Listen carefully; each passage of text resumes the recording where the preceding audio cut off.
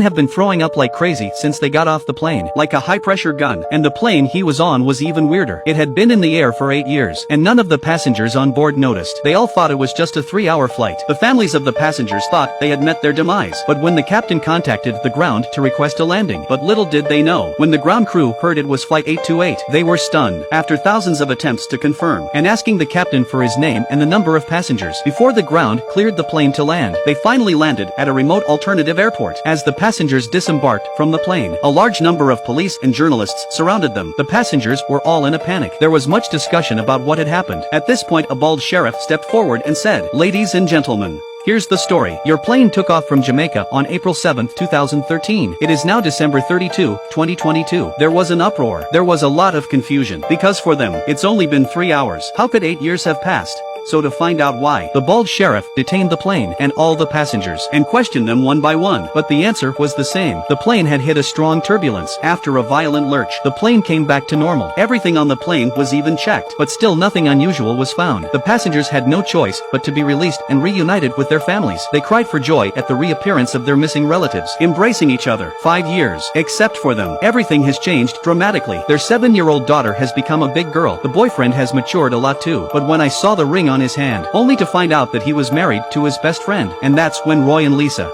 the siblings. It was then that they realized they had really been gone for 8 years. After all the passengers had left, the local incident investigation team stepped in. They wanted to find out why the plane had been flying for 8 years. No refueling was needed, and all the passengers hadn't changed at all. The investigation team sensed that this was something out of the ordinary. It's not as simple as it seems.